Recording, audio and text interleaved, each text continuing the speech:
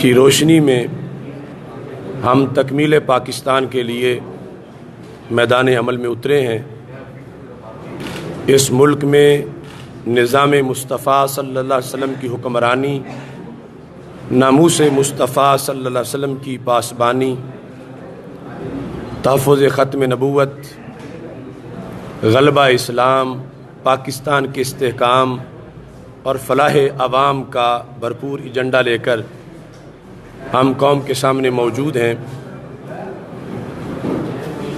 پاکستان کی تحریک جو تقریباً 3 صدیوں تک چلی تھی، مختلف مراحل میں، اور 20 لاکھ شہیدوں نے اپنی جانوں کا نذرانہ پیش کیا تھا اور 2 کروڑ مسلمانوں نے ہجرت کی تھی، اس وقت قوم کے پیش نظر صرف یہی نعرہ تھا، پاکستان کا مطلب کیا، لا الہ الا اللہ، دستور ریاست کیا ہوگا، محمد الرسول اللہ صلی اللہ علیہ وسلم۔ اس وقت قوم نے، مسلمانوں نے جو ووٹ دیا تھا، وہ ووٹ برادری کے نام پر نہیں تھا، گلی نالی اور کھالی کے نام پر نہیں تھا، رنگ نسل اور کلچر کے نام پر نہیں تھا، تھانے اور کچہری اور پلاٹ اور پرمٹ کے لیے نہیں تھا، وہ ووٹ صرف اور صرف مذہب اسلام کے لیے تھا۔ برٹش استعمار سے آزادی اور ہندو بنیا کے ظلم و ستم سے آزادی کے لیے مسلمانوں نے یہ جداگانہ ملک اپنے مذہب اسلام کے لیے حاصل کیا۔ المیہ یہ ہے کہ اس میں نام نہاد سیاستدانوں نے نئے نعرے متعارف کروائے، جس کی وجہ سے پاکستان نہ ترقی کر سکا اور نہ اپنی منزل حاصل کر سکا۔ چونکہ اس کی بیس کلمہ اسلام پر ہے، تو جیسے دوسروں کی ترقی ہے ایسے اس ملک کی ترقی نہیں ہے۔ ویسٹ کے لوگ اور ہم نہ ایک دوسرے کے شانہ بشانہ چل سکتے ہیں، نہ ہم ان کے پیچھے ان کے فالوور بن سکتے ہیں، اس واسطے کہ جو چیز ہمارے نزدیک ایک بیماری ہے، وہ ان کے نزدیک صحت مند سرگرمیاں ہیں، اور جو ان کے نزدیک صحت مند سرگرمی ہمارے نزدیک وہ بیماری ہے۔ اور اس طرح عریانی فحاشی پھیلا کر وہ جو قوم کو آزادی کا نعرہ دیتے ہیں، ہم سمجھتے ہیں کہ وہ بربادی ہے۔ اس واسطے اس ملک کی ترقی کا راز صرف اور صرف نظام مصطفیٰ صلی اللہ علیہ وسلم ہے، اور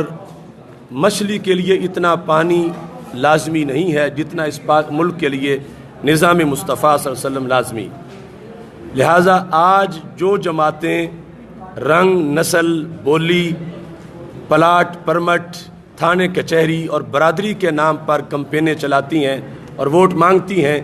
وہ پاکستان کے حقیقی مقصد سے بہت دور ہیں، اور ایسا کرنے سے ہی پاکستان کمزور ہوا ہے اور دل دل میں پھنس چکا ہے۔ جس طرح رنگ، نسل، برادری سے بالا تر ہو کر ووٹ سے پاکستان بنانے میں ہم کامیاب ہوئے تھے ہمارے اکابرین، ایسے ہی آج اس نعرے سے بالا تر ہو کر نظام مصطفیٰ صلی اللہ علیہ وسلم کے نعرے پر ہی پاکستان کو بچانے کی منزل بھی حاصل کی جا سکتی ہے۔ اس سلسلہ میں ہمارا جو تفصیلی منشور ہے اس کی کاپی آپ کے پاس پہنچ چکی ہے، جس میں سر فہرست تعلیمی ترقی ہے، اس کے ساتھ معاشی خوشحالی ہے۔ تعلیمی ترقی کا بھی ہم نے ایک جامع نظام اس میں پیش کیا ہے، اور معاشی خوشحالی کے لحاظ سے بھی، تاکہ کوئی غریب بھوکا نہ سوئے، اور ان سب کے لیے ایسے انتظامات ہوں کہ سب کے سب جو ہیں ان کے گھروں تک ان کی خوراک پہنچائی جائے۔ یہ بھی ہمارے منشور میں تفصیلاً آپ ملاحظہ کر سکتے ہیں۔ جس معاشرے میں ظلم ہو وہ بدترین معاشرہ ہوتا ہے۔ انصاف کی فراہمی کا ہم نے ایک جامع لائحہ عمل پیش کیا ہے، وہ بھی ہمارے منشور کے اندر موجود ہے۔ کسی بھی سوسائٹی کے اندر بیسک نیڈز میں سے یہ ہے کہ ہر کسی کو علاج معالجہ کی سہولتیں میسر ہوں، تو اس سلسلہ میں صحت عامہ کے لحاظ سے بھی ہمارا منشور ایک جامع پالیسی رکھتا ہے۔ ملک کے دفاع کے لیے اولین بنیادوں پہ کام ہونا چاہیے، تو دفاع پاکستان ہمارے منشور کا ایک مخصوص باب ہے جس میں ہم نے دفاع کے لیے اپنی پالیسی کا ذکر کیا۔ محفوظ معاشرہ کسی بھی کمیونٹی کے اندر بنیادی ترجیحات پر کمیونٹی اور معاشرہ کے لیے اقدامات کیے جاتے ہیں، اس پر بھی ہمارے منشور میں خصوصی توجہ دی گئی ہے۔ حقوق نسواں کے لحاظ سے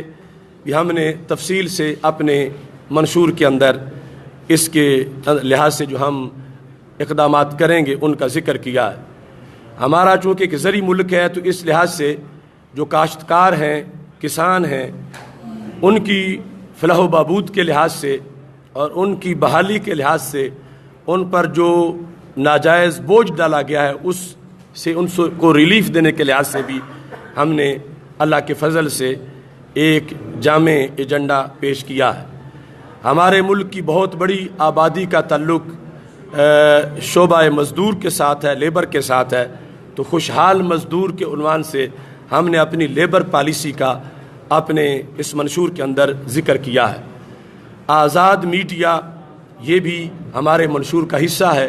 کہ کہیں جو میڈیا پر ایسے دباؤ یا پریشر نہ ہو کہ جس کی وجہ سے وہ حق بیانی سے قاصر ہوں، یا میڈیا سے منسلک افراد پر جو اپنی پیشہ ورانہ ذمہ داریاں نبھاتے ہوئے ان پر ظلم ہوتا ہے یا وہ جان سے حد ہو بیٹھتے ہیں، تو ایسے معاملات میں بھی میڈیا پرسن جو ہیں ان کے ساتھ مکمل سپورٹ کے لحاظ سے ہمارے اس منشور میں اس کا ذکر موجود ہے۔ اور میڈیا چونکہ یہ صحافت کا جو شعبہ ہے، اس کی عظمت اور تقدس کو سمجھنا اگر ہو تو ہمیں لفظ صحیفہ یا لفظ مصحف کو دیکھنا چاہیے۔ تو لفظ مصحف اور لفظ صحیفہ اور صحافت ان کے اصل حروف ایک ہی ہیں۔ یہ ایک بڑا مقدس پیشہ ہے صحافت کا، اور اس کی جو آلودگیاں ہیں اس سے ان کو مبرہ رکھنا اور اظہار حق کے لیے ان کو آزاد ماحول فراہم کرنا، یہ ہمارے منشور کا ایک حصہ ہے۔ ایسے ہی ہمارے منشور کے اندر جو امت کے مجموعی مفادات ہیں، یعنی صرف اس ملک کے اندر نہیں، اس سے باہر بھی، وہ آزادی کشمیر ہو، وہ آزادی فلسطین ہو، وہ برما کے مسلمانوں کی بات ہو، وہ مسلمانوں کی آپس کی جو خانہ جنگیاں ہیں یمن، شام اور عراق میں، وہ آگ بجھانے کی بات ہو، تو یہ ساری چیزیں ہمارے پیش نظر ہیں کہ اگر ہم برسر اقتدار آتے ہیں تو ان ساری چیزوں کے لحاظ سے ہم نے پہلے اپنا ایجنڈا تیار کر رکھا ہے۔ اس کے ساتھ ہی اقلیات کے حقوق اور ان حقوق کا تحفظ اور اقلیات پر جو ذمہ داریاں ہیں ایک اسلامی ملک میں، وہ بھی باقاعدہ ہمارے منشور کا ایک حصہ ہے۔ تو اس منشور کے لحاظ سے ہم نے اپنے امیدوار میدان میں اتارے ہیں۔ چونکہ الیکشن کمیشن سے ہماری جو رجسٹریشن ہے اس میں تاخیر کی وجہ سے صرف ایک ماہ پہلے انتخابات کے اعلان سے ایک ماہ پہلے ہماری رجسٹریشن ہوئی،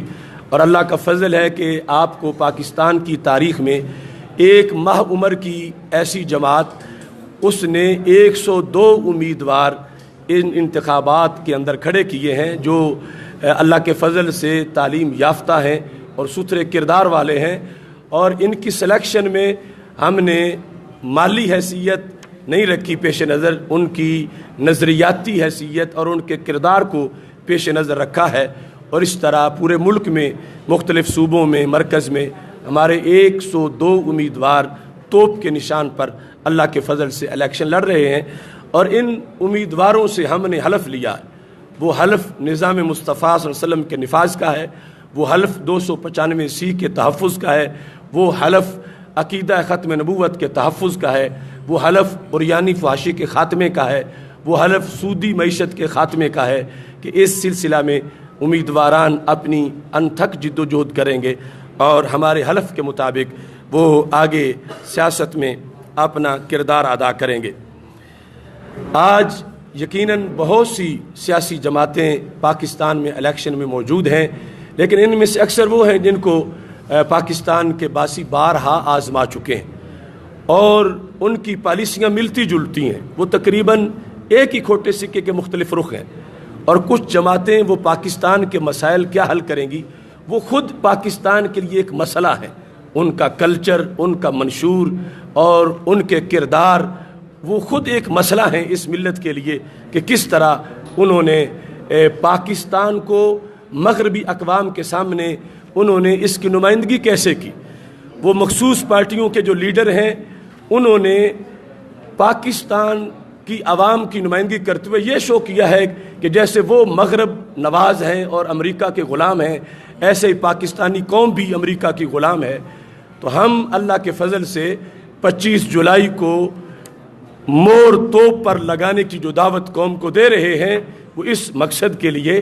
کہ یہ تاثر ختم کیا جائے کہ یہ قوم امریکہ کی غلام ہے. یہ ہرگز امریکہ کی غلام نہیں، یہ تاجدار ختم نبوت حضرت محمد مصطفیٰ صلی اللہ علیہ وسلم کی غلام ہے. اور یہ اللہ اکبر کا نعرہ لگانے والے لوگ ہیں، یہ امریکہ اکبر والے نہیں ہیں. امریکہ اکبر والے وہ ہیں جو امریکہ کے کہنے پر کبھی حلف نامہ ختم نبوت بدل دیں، کبھی غازیوں کو پھندے پہ چڑھائیں. لیکن ہم وہ ہیں کہ جو اللہ کی کبریائی پر یقین رکھتے ہیں، اور ہم اس لیے نکلے ہیں کہ ہم پاکستان کو امریکہ کی کالونی نہیں بننے دیں گے، اور انشاءاللہ ہم اپنی زندگی میں پاکستان کو مدینہ منورہ کا عکس جمیل بنانے کی کوشش کریں گے.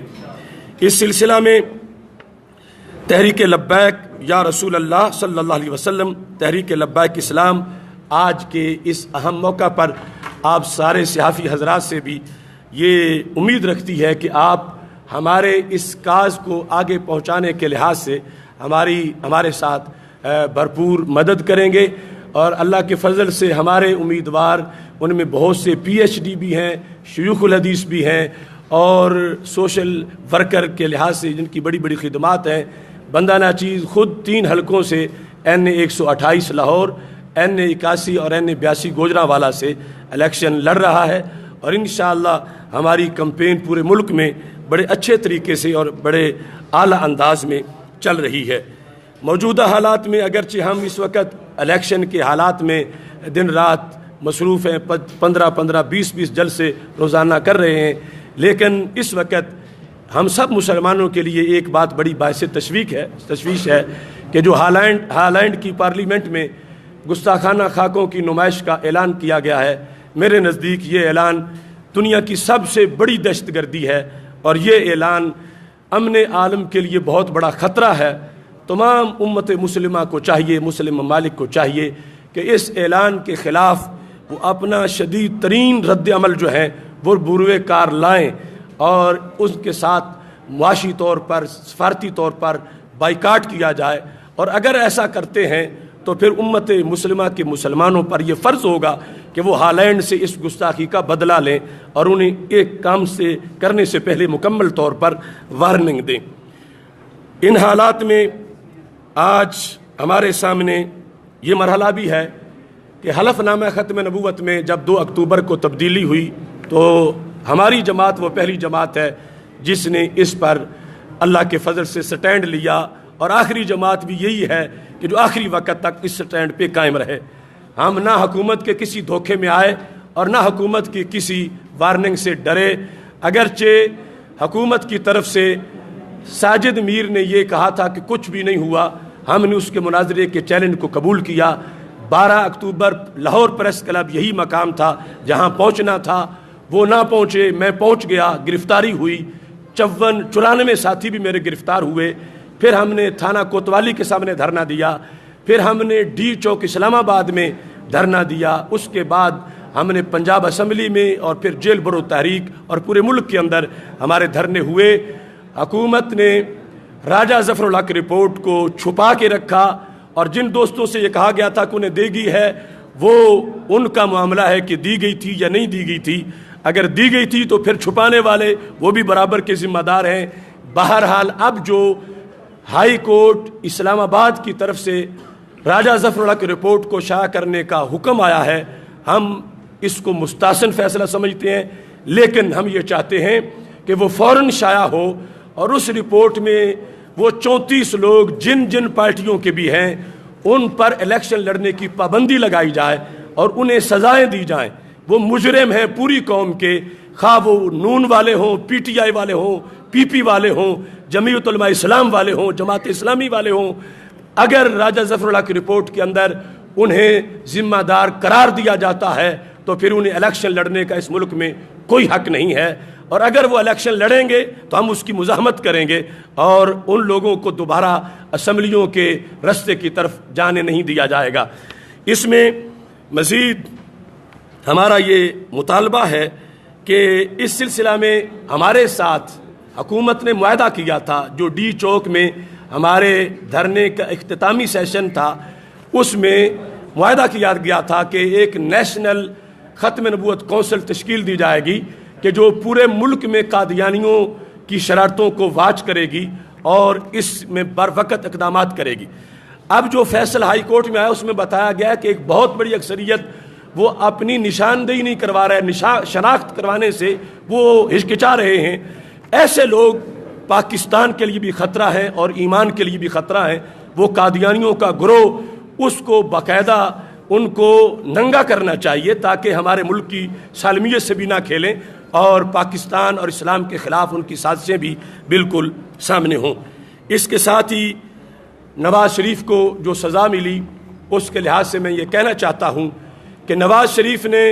جب رحمان اور بھگوان کو ایک کہا، اسے یاد نہیں تھا کہ رحمان کی لاٹھی بے آواز ہے۔ جب اس نے یہ کہا تھا دیوی کے جلسے میں کہ پاکستان مذہب کی بنیاد پہ بنا ہی نہیں ہے، تو وہ 100% مودی کی بولی بول رہا تھا۔ جس وقت اس نے ممتاز حسین قادری کو شہید کیا تو وہ اپنے امریکی آقاؤں کو خوش کرنے میں لگا ہوا تھا۔ جب اس نے حلف نامہ ختم نبوت میں تبدیلی کروائی تو وہ بالکل یورپ اور یورپی یونین کے ہاتھوں میں کھیل رہا تھا۔ یہ اسے جو سزا ملی ہے یہ آغاز ہے اس کی ذلت کا، اور اس کا اختتام بڑا خطرناک اور بڑا شرمناک ہوگا۔ یہ نواز شریف ٹولے، ان کی نسلیں بدبودار ہو جائیں گی، اور انہوں نے جو یو ٹرن لیا ہے ختم نبوت، انہوں نے لوگوں کو مسلم لیگ کے نام سے اسلام کر کے ووٹ دیے تھے اور کام سارے انہوں نے غداروں والے کیے ہیں۔ آج اس کو جو سزا ہوئی ہے اس کو عملی جامہ پہنانا چاہیے، اور یہ سزا محض ایک جہت کی ہے،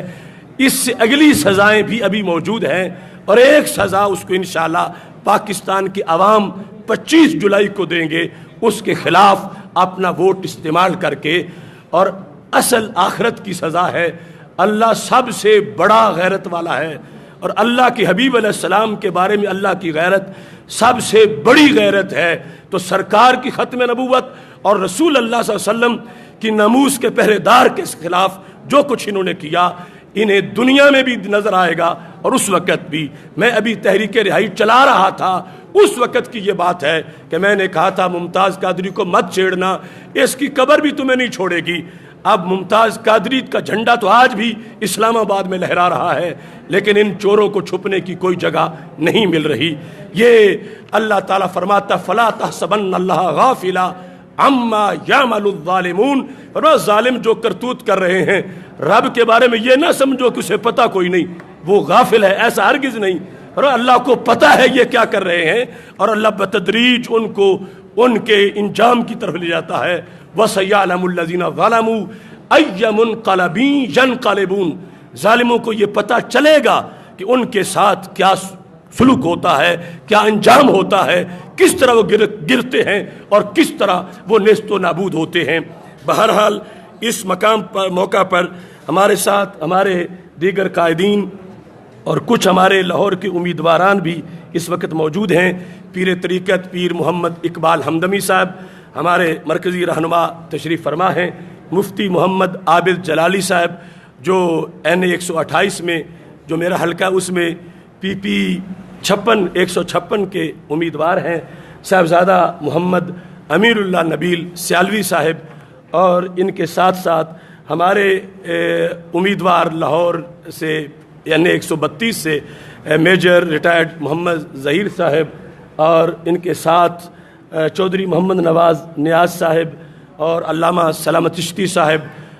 محمد ندیم خان شیروانی ایڈوکیٹ صاحب، چودھری شاہد محمود نمبردار صاحب اور حاجی محمد آصف ندیم صاحب، یہ اس وقت سٹیج پہ ہمارے ساتھ موجود ہیں۔ اللہ کا فضل و کرم سے ہم مایوس نہیں، ہم نے اذان دینے کے لیے یہ حصہ اختیار کیا ہے، اور ہم سمجھتے ہیں آج جس طرح وہ کیفیت ہو کہ کوئی بندہ جب گرنے لگے کنویں میں اور آنکھوں والا اسے دیکھ رہا ہو اور گرنے والا نابینا ہو، وہ تو بیچارہ نابینا ہے، تو آنکھوں والے کو چاہیے کہ اسے بچائیں کہ کنویں میں نہ گرے۔ اس وقت اہل علم ان کی آنکھیں ہیں اور انہیں پتہ ہے کہ یہ نام نہاد سیاستدان ایک کنواں کھود کے بیٹھے ہیں، ان پر فرض ہے کہ وہ لوگوں کو بتائیں کہ ان کی طرف جا کر کنویں میں مت گرنا، اسلام اور نظام مصطفیٰ صلی اللہ علیہ وسلم کے لیے اپنے ووٹ کا اظہار کرنا اور ووٹ دینا۔ اسی مقصد کے لیے ہم نے یہ تحریک بنائی اور اسی کے لیے ہم خود بھی اللہ کے فضل سے الیکشن لڑ رہے ہیں۔ آپ نے بڑا وقت دیا، آپ نے گفتگو کو سنا، اب لمحہ سوالات ہے۔ اللہ تعالیٰ ہم سب کا حامی و ناصر ہو۔ وآخر دعوانا یعنی الحمدللہ رب العالمین۔ سوال یہ ہے، ایک ووٹر کی حیثیت سے سوال یہ کرنا چاہوں گا کہ آپ بھی جب سے آپ کی یہ تنظیم جو ہے وجود میں آئی ہے، آپ اسلام کے جو نظام ہے اس کی بات کرتے ہیں، یہ منشور تو آپ کا بالکل کلیئر ہے۔ دوسری آپ بات کرتے ہیں سنیت کے ووٹ کی، جس کے اوپر اب مجھے سوال یہ ہے کہ ووٹر یہ سوال کرتا ہے کہ 25 تاریخ کو میں جاؤں، بیلٹ پیپر سامنے آئے، 2 سنیت کے دعوے دار، توپ کا نشان اور کلیل کا نشان، آپ بتائیں کس کو دیا؟ یعنی اس میں بہت تھوڑے حلقے ہیں جہاں ایسا ہے اور اس پر بات چیت ہو رہی ہے۔ ایسی آزمائش لوگوں کو نہیں ہوگی انشاءاللہ۔ ڈاکٹر صاحب، وہ گروپ کا خادم نجوی صاحب کا وہ دعویٰ کرتا ہے کہ یا رسول اللہ صلی اللہ علیہ وسلم کی تحریک ہے، تحریک لبیک، اس کے یہ ہماری ہے، ہم ہیں اس کے وارث، اور آپ کہتے ہیں کہ ہم ہیں اس کے وارث، تو اس کے اصلی وارث کون ہے؟ وہ یہ اصلی وارث الیکشن کی دھول بیٹھے گی تو سامنے نظر آ جائیں گے انشاءاللہ۔ آپ کے سوال آپ کو صرف 25 جولائی تک انتظار کرنا پڑے گا، پھر خود بخود نہیں۔ ہم سب کو، چونکہ ہم نے نظام مصطفیٰ صلی اللہ علیہ وسلم متحدہ محاذ بنایا ہے، اور پاکستان سنی تحریک، پاکستان سنی اتحاد کونسل اور نظام مصطفیٰ صلی اللہ علیہ وسلم پارٹی، پاکستان فلاح پارٹی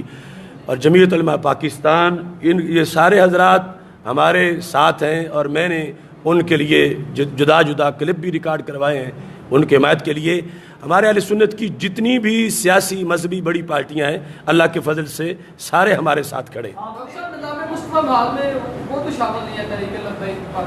نہیں، وہ ان کی تو بات ہی نہیں نہ ہو رہی۔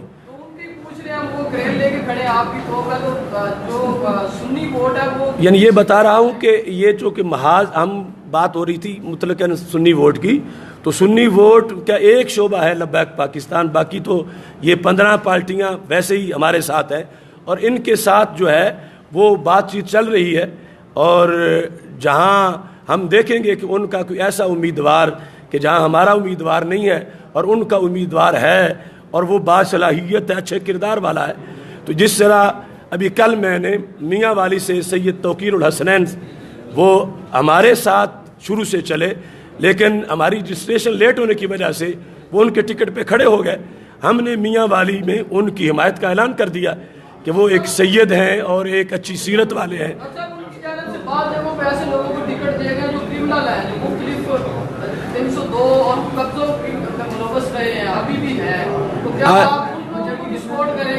یہ تو میں اس لیے کہہ رہا ہوں نا کہ ان کا کوئی بندہ، پہلے ہم اس کا نظریہ دیکھیں گے اور کردار دیکھیں گے تو پھر ہم فیصلہ کریں گے۔ جس طرح ایک فیصلہ میں نے آپ کو سنا دیا کہ میاں والی سے سید توقیر الحسنین، ان کی حمایت اگرچہ وہ ان کے ٹکٹ پر ہیں، ہم نے صرف نظریے کی بیس پہ حمایت کر دی ہے۔ باقی یہ ہم نے چونکہ ایک باقاعدہ رکھا تھا نظریہ اور کردار کے لیے پورا انٹرویو، اور یہ وہ جواب دیں گے کہ انہوں نے کس بیس پر جو آیا ہے، جس طرح کا آیا ہے، یا انہوں نے کیا اس کے لیے رکھا ہوا تھا معیار اور کیوں دیتے گئے، یہ وہ جواب دیں گے، اور یہ خود بخود قوم خود اس کا مواخذہ کر لے گی کہ کس طرح وکٹ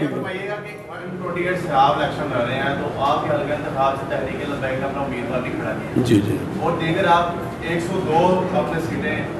یعنی کہ ٹکٹ نہیں ہیں، تو کیا وہاں پہ انہوں نے اپنے امیدوار کھڑے کیے یا نہیں؟ ان کے امیدوار بعض جگہ یعنی میرے مقابلے میں تو کھڑا کیا ہے، گوجرانوالا میں ان کا کھڑا ہے،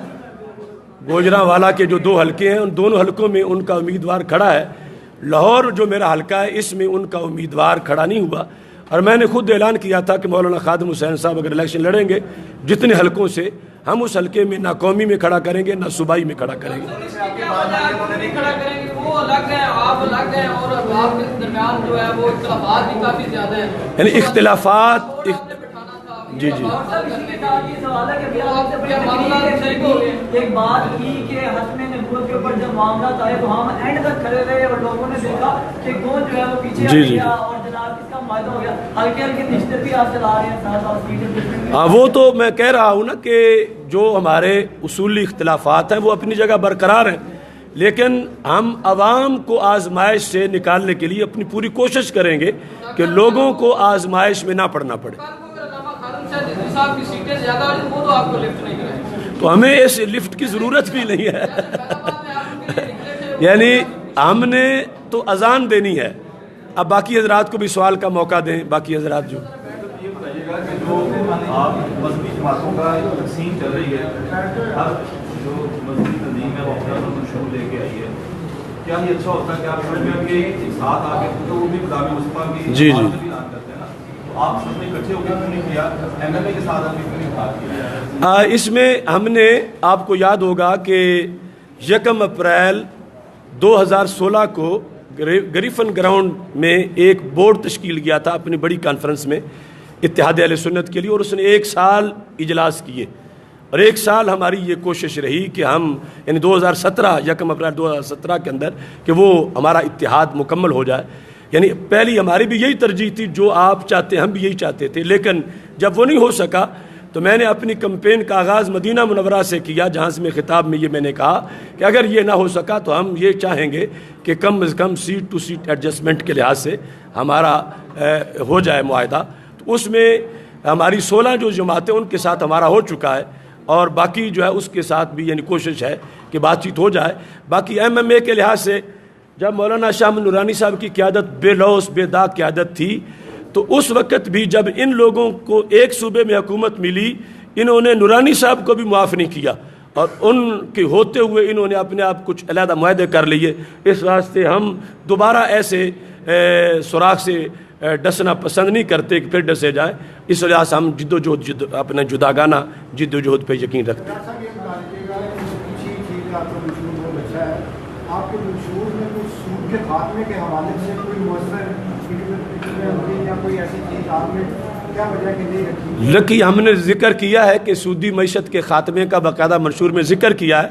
اور حلف میں بھی ہے کہ سودی معیشت کے خاتمے کے لیے ہم جد و جہد کریں گے۔ باقی اس کا ذکر اگر اس میں کروں، وہ اس کے لیے تو 10 جلدوں کی کتاب چاہیے کہ پھر سودی معیشت کا ہم متبادل نظام پیش کریں گے۔ جی جی جی جی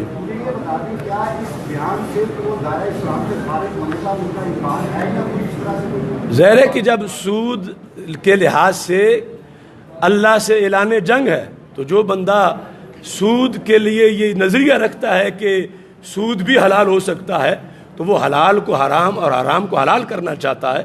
یہی وجہ تھی امام حسین رضی اللہ تعالیٰ عنہ نے یزید کے خلاف جو ایف آئی آر کٹوائی تھی، اس میں اسی چیز کا ذکر تھا جو پاکستان کے صدر ممنون کا اور نواز شریف کا جرم ہے۔ جی، خواتین کے لیے ہم نے باقاعدہ ونگ تشکیل دیا ہے، اور اس میں الیکشن کمیشن کو ہم نے وہ لکھ کر بھیجے ہیں جو ہماری اس کی شعبہ جات کی ذمہ دار ہیں۔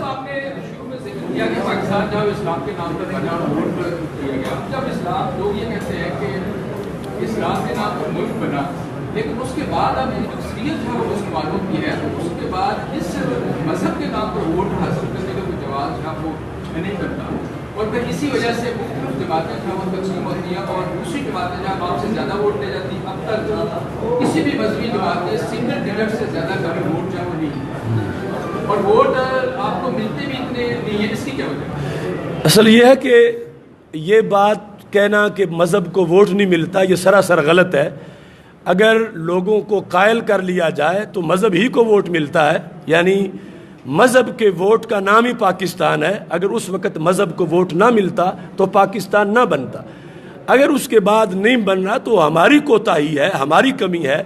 یعنی مذہب کی اذان دینے والوں میں کوئی کمی ہو سکتی ہے، لوگ تو پھر بھی تیار ہو جائیں گے مذہب کو ووٹ دینے کے لیے، صرف ہمیں اپنا کیس عوامی عدالت میں اس طریقے پر پیش کرنا چاہیے جس طریقے پر تحریک آزادی میں ہمارے اکابرین نے لوگوں کے سامنے اپنا مقدمہ رکھا تھا۔ اللہ تعالیٰ آپ کو جزائے خیر عطا فرمائے۔